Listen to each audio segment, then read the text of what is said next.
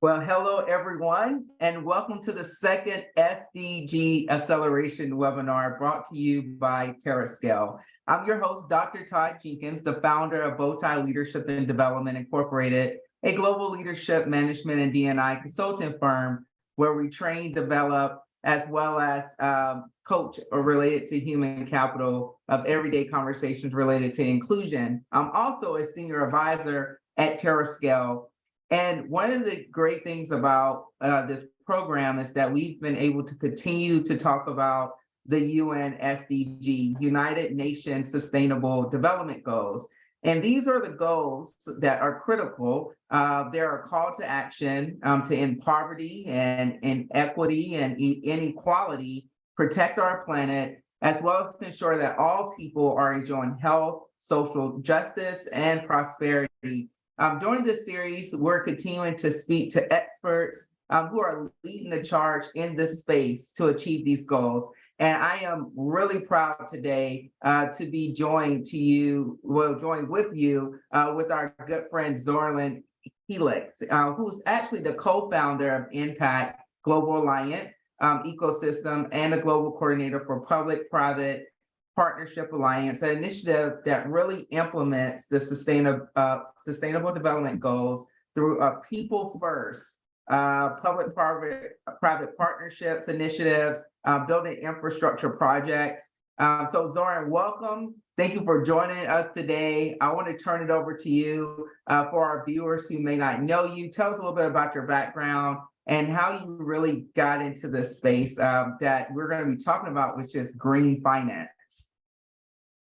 Thank you very much, Dr. Todd. Thank you very much for the introduction.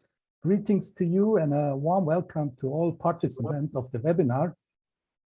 So how I joined the SDG space. I'm personally already over 23 years active in the PPP infrastructure market. And since 2016 or 2015, as the SDGs came on our agenda, we started the Impact Initiative, which is already now developed as a whole impact ecosystem. And so from this point of view, green finance is, of course, one important, very important topic in the SDG space. But green finance, unfortunately, has a lot of, I would say, not clear standards at present. And we are working in different standardization groups to have an international standard for green finance, because green finance, first of all, has to be regulated, has to be defined by different standards, has to be, has I would say, a framework, a legal framework, because as you know, there's a big problem in the topic greenwashing or SDG washing, and we try to solve this problem through different green standard frameworks. So when we think about green finance and just kind of breaking it down for our viewers today, you know, what is the difference between green finance versus traditional finance? Is this a buzzword, or is it really some science and art to it? Can you talk to us a little bit about the difference when you refer to framework or just the philosophy in practice? Well, the concept of green finance emerged in response to the growing recognition of the need to address environmental challenges such as climate change, pollution, resource depletion, and biodiversity loss. So when we are talking about green finance, we have always something connected with the environmental issues, and we are talking always about natural capital, and because in the traditional financing you have of course I will say a risk disclosure of risk, but from the finance side, but not from the environmental risk assessment side.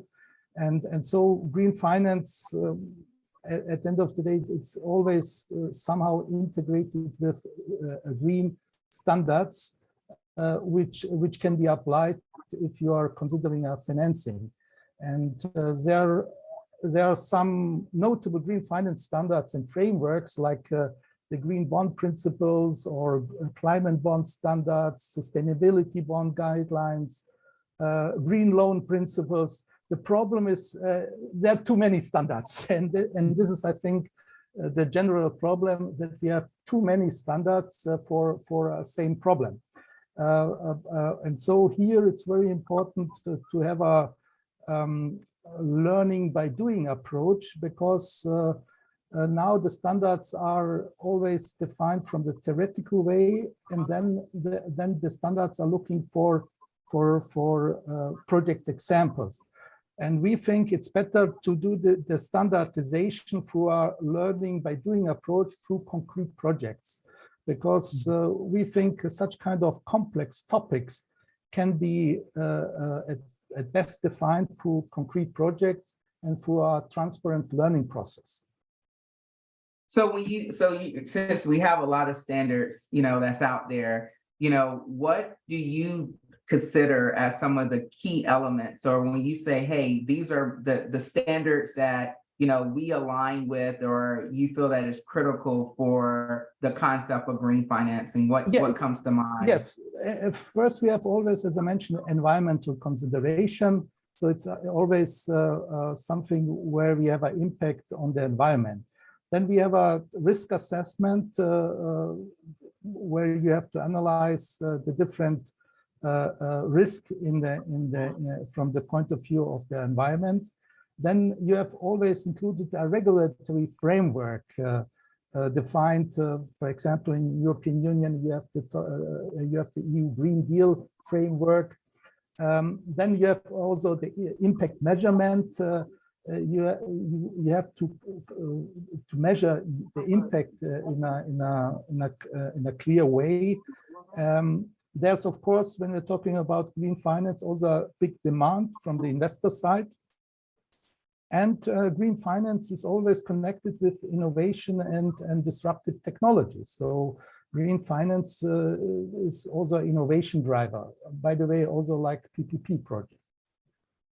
Yeah, and I definitely want to get into more of the PPP concept and all the work that you do in that space.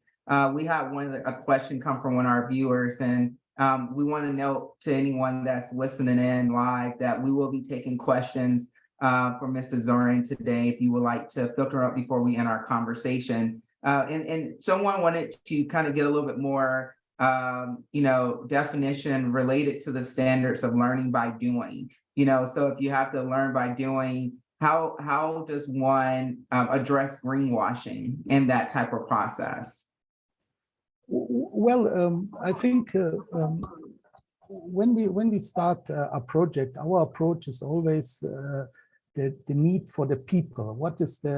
So our approach is not to start with the money first approach. Our approach is always to start with the people first approach, to address first of all what is the problem for the local people, and what kind of investment or infrastructure can solve this problem in a long-term and sustainable way. And this is for us the starting point of every activity. And then based on the existing standards, we try to integrate the standards from the beginning into the project development to avoid, as I mentioned, greenwashing. Because now you have the situation, there are already existing infrastructure projects and which are trying to get a green label. And of course, because the projects are not developed or prepared according to standards, sometimes it's difficult to make a non-green infrastructure project to a green infrastructure project. So our approach is from the beginning to integrate the green standard as a DNA of the project development. I love that. I love that component around being the DNA because it should be able to grow into everything that project, be able to impact. And so talking about impact, it continues to be a lot of discussion lately about the public-private partnerships or PPPs and the potential that, that those partnerships will have tackling these major issues like climate change, global health, inequities, and even more. How can, in your perspective, that PPPs address these challenges, and that the traditional government resources or either other competing parties struggle to negotiate. This continued to be that tabletop discussion. So I'm curious about your perspective of how it will tackle these issues. Well, PPPs have a lot of advantages, and if you look at the 17 SDGs, SDG 70 is collaboration for the SDGs, and so PPP, it's I would say automatically should be used if you would like to implement the SDGs. And so the PPPs have a lot of advantages. For example, access to private sector expertise and resources. You can deliver the projects more in an efficient way with fair risk sharing. PPPs are also innovation drivers because normally in a procurement, the public side can prepare output specification. Through the output specification, the companies have the opportunities to deliver innovative technologies to solve a problem. Then you have also increased funding options, because when we are talking about PPPs, we are also talking about off-balance financing. So the financing is not on the balance sheet of the public side or balance sheet of the corporate side. It's on the off-balance side of the SPV, of the special purpose vehicle, which is delivering the infrastructure project. Then you have also long-term asset management, maintenance, like infrastructure lifecycle management. You have always a lifecycle and a holistic approach when you are delivering infrastructure projects. And of course, you have faster project delivery and increased accountability, because, for example, in a traditional procurement procedure, you have always time delays, cost overlay, and so on, so overruns, and so on. So the PPP project delivery model, it's more efficient from our point of view. But of course, PPPs are not a one-size-fits-all solution. You have always a tailor-made solution depending on the country and project type and so on. So you have a very but the finance structure, the off-balance finance structure, is ensuring that you get a sustainable project, because to set up a project finance structure, you have to identify all risks in the life cycle of the project. And this process is guaranteeing a sustainable and resilient project. So I love that you said that it's not a one-size-fits-all, because as we continue to do this on a global scale and a global landscape, we have to take in consideration of the local community who is impacting. And one of the things that I love about your platform and the company that you co-founded, ImPPPact, which is is the PPP is in the middle of impact. And one thing I love about your PPP approach is a people first approach. It's people first PPP. And so I'm curious to really allow our viewers to understand, how did you really create putting people first related to this initiative, and why is that critical in the work that we're doing, and how do your company kind of help facilitate that? Yes, so when we are talking about sustainability, then our approach is to integrate the local and domestic resources from the beginning. And so our approach is not to go to a country and tell the country, the government, the citizens what to do. Our approach is to organize the local people, to give them a structure, to give them a collaboration platform, to give them a synchronization platform where they can express their need. And so as I mentioned, we start every project with the need for the people.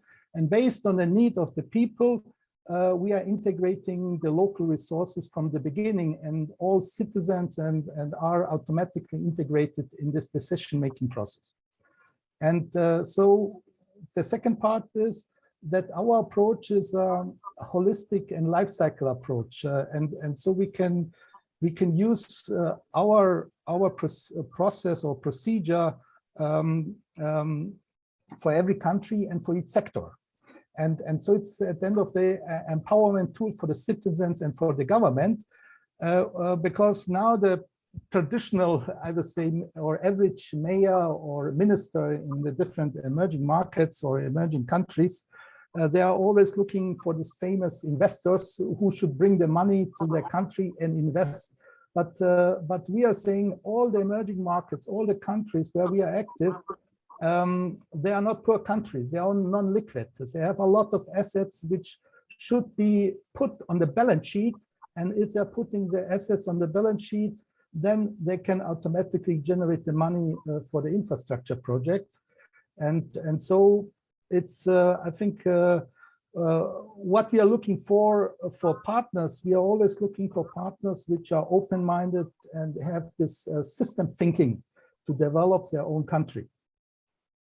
Yeah, and see, I think that's so critical, what we're doing in the green landscape. It's not forgetting about the community and the people first and allowing them to help lead and solve the issues of their community and to be involved, because we can see that we have sustainability or sustainment for increasing quality of life for everyone in that ecosystem. And so I know you're based in Europe.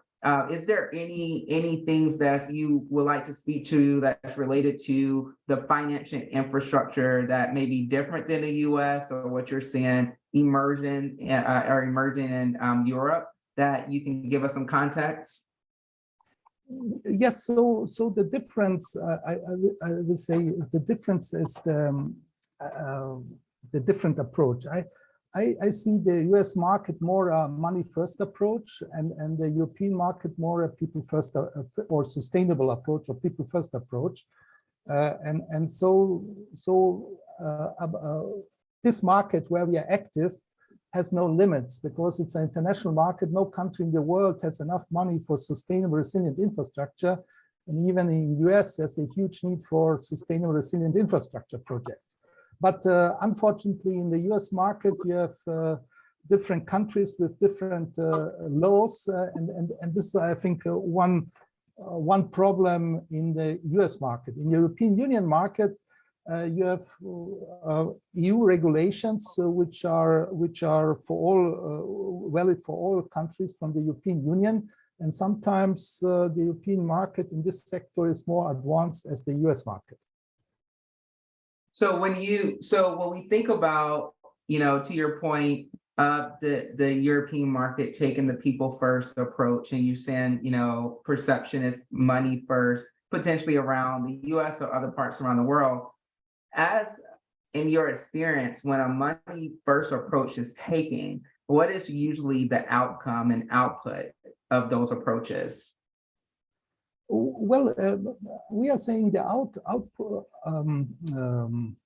output. It's more that we are generating more value for the people, simply said, and especially through the EU Green Deal framework, which is fostering climate neutrality, energy transition, circular economy, biodiversity.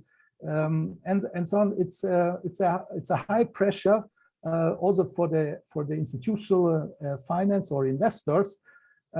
So we have this ridiculous situation. On the one side, we have a huge amount of money. On the other side, we have a huge demand for infrastructure project, and at present, both worlds are not coming together because all I would say because all of the lack of risk management and communication problem. Because for a successful project, we have to integrate mainly three parties: the public side, the private side, and the infra finance side. But unfortunately, all these three parties are speaking different languages, so it's a more a communication problem.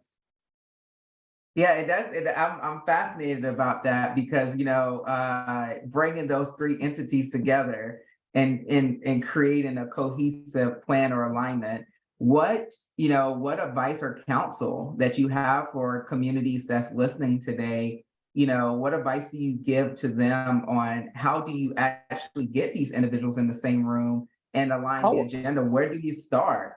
Yes, our advice is very simple. If the public side would like to use PPP as a strategy to make a goal-oriented regional development instead of a budget-oriented, start with a concrete project. And this project should not be the mega project. Start with a local municipality project, which is small, where the risks can be managed, and try the procedure in simple steps, step by step. But it's very important not to lose time in capacity building and all this stuff, because it's like to learn to ride a bicycle. You need always a concrete bicycle to learn to ride a bicycle. So it's the same in the PPP market. You need always a concrete project to learn what is a PPP project. So I definitely see this as a great empowerment tool. It's a learning tool as well, and it's a growth tool over time for maturity for that community. So we talked a lot about the people asset. What are some disruptive technologies that you're seeing in this space that use impact, either your organization to implement SDG or in general, the PPP? So in general, we are using 4 disruptive technologies. So we are very specialized in the topic geospatial intelligence. So everything what is related with geodata mapping. So one big problem, especially in the emerging markets, there's a lack of land titles, cadastre, surveying, but it's the basic for every development of a country that you have transparency and a secure land title management system. So geospatial is one basic, I would say, technology which we are using. The second technologies is, of course, now the topic blockchain, distributed ledger technology, to have a security of the data, to have the security and transparency of all processes. And so blockchain is also a very important technology for us. The third technology, of course, artificial intelligence, especially if you have complex agreements, to use artificial intelligence to identify all the risk in the documents. And so there are a lot of very, very interesting solutions which can automate the process of the risk management for a complex project finance structure. And the fourth technology is Internet of Everything. So what is important to give everything and ID and a value. As I mentioned, the countries in Africa are defined as poor countries because their assets, especially their natural assets, are not on the balance sheet. And this technology, or to give everything an ID and a value, this is the starting process of the development of a country. See, I really appreciate you sharing those technology, and I believe that this space is continuing to evolve over time. Green financing, and so I really want to talk to a few different generation of our audience today. What will you say or suggest to someone that potentially could be in school or building their skill set and they want to get into green financing? What type of skills, or maybe what advice for their pathway to actually get into this industry or profession? From my point of view, I think we don't need really specialists. We need more the awareness that the people with joining the space should be open-minded, should be ready to learn new things, and to have a holistic and system thinking. So it's not a question of knowledge; it's more a question of awareness. Yeah, that's very good. And I know you're an engineer, right, by trade. So it's really great to have seen how you have been able to evolve your career in this space and really navigate in the people and the social side of things. But is that similar to your background?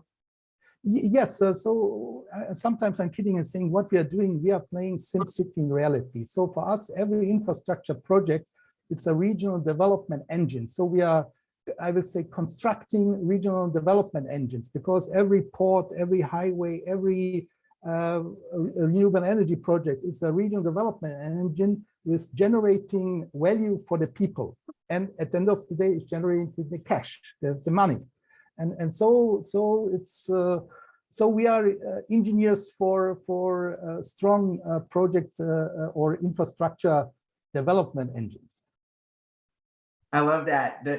I love the engine, and we need to keep the engine moving. And one of the things that could stop this engine, which I continue to hear, throughout your entire conversation, is that you have to have an open mind. Everyone who's coming to the table have open minds. Talk to me a little bit about your experience of individuals who are closed-minded that you have to engage with in this work, and they may not be able to see that people first initiative, and you have to be able to maybe convince them or show them the value proposition. How does one community or individual or developer or whomever, how do they navigate and engage with someone who potentially is closed-minded? Is there any advice to those viewers? I think the best way, as I mentioned, is the concrete to define the problem. So if we clearly define the problem, we have 50% already of the solution, and this is why we see especially the problem on the public side. Sometimes this lacking of political will, where the public side is not clearly defined the problem, and it's not committed to solve the problem. And so here again, everybody, every citizen can contribute to solve the problem, even if he is only collecting data, because from our side, there's no lack of projects, companies, technology, even money, but there's lack of sustainable and bankable projects.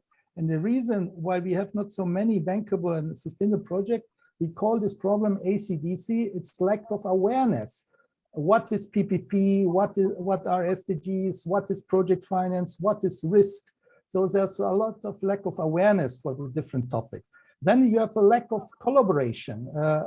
Unfortunately, there are a lot of organizations active, for example, in Africa, but all these organizations are not really collaborating. They are working in silos. They are donation-based. They have a lot of I would say microfinance project, but you cannot develop the countries by donations and microfinancing. The countries need, very simply said, infrastructure projects, and so because infrastructure projects or in general all problems where we are talking about are infrastructure problems. No electricity, no broadband internet access, no schools, no housing. At the end of the day, all these problems are infrastructure problems, and according to the hierarchy or Maslow's hierarchy of need, these are basic problems. And if the government cannot solve these problems, every government has a problem if they cannot deliver to the citizens good infrastructure. And so we cannot talk about democracy, about higher morality if the citizens cannot if they have no I would say a basic infrastructure to live their life. And on that note, learning from you is some critical themes. You have to be aware, you have to be willing to collaborate, and that all start with the open mind and the people first approach. And I love how you have centered that into your mission and who you are today and what your company that you co-founded is doing. When you think, this is my final question, when you think about the next 10 years, or even the next, let's say 20 years, we'll give it some space and grace, but where do you envision maybe, the green finance infrastructure is headed or going? Do you see us going in the right direction? Do you see that we are stagnant? Are we going backwards? Or what is your thoughts and vision that you probably would like for us to achieve in the next 10 or 20 years? And then another approach is, where do you think we're headed in the next 10 or 20 years? Well, I will start with the topic money, that we will in the future more human-centric money. And I think to answer this question, first of all, we have to define what is money and how money is generated.